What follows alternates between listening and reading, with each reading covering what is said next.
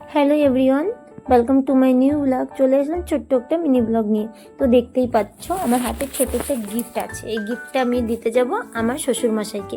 তো ওনাকে গিফটটা দেবো। তো বাবু ভাবছে আমাকে কি গিফট দিলো, তাই না? বাট ওনার খুব প্রয়োজন এই গিফটটা, মানে জরুরাত বললেই চলে।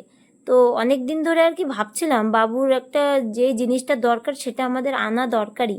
তো উনি তো কখনো বলেন আমাকে এটা এনে দাও বা ওটা এনে দাও।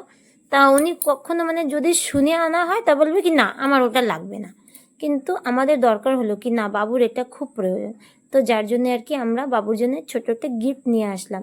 আর গিফট না গিফটই হয়, যে 1 টাকার হোক বা 1 লাখ টাকার হোক, তাই না? গিফট কিন্তু গিফটই হয়।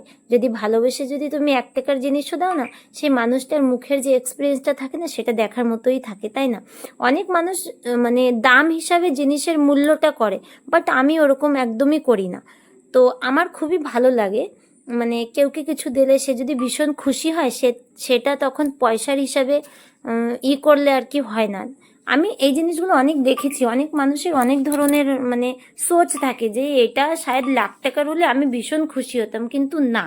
একটা মানুষরে যদি মানুষ যদি ভালো হয় তাহলে তুমি 1 টাকার জিনিস দেবে, সে যে ভীষণ খুশি হবে সেটা তুমি বলেও বোঝাতে পারবে না। তারপরে আমার যে শ্বশুরমশাই, ওনার জ্ঞান বুদ্ধি ভীষণ ভালো। ওনার ব্যাপারে যতই বলবো না তত কমই হয়ে যায়। আমাদেরকে মানে খুব ভালোবাসে, আর উনি এত সুন্দর জ্ঞানের কথা বলে, আর উনি গীতার জ্ঞান অনেক ভালো রাখে। তো তোমাদের যদি মানে ইচ্ছা থাকে তাহলে আমাকে কমেন্টে জানিও, আমি নিশ্চয়ই বাবুর মানে কথাগুলো শেয়ার করব তোমাদের সঙ্গে।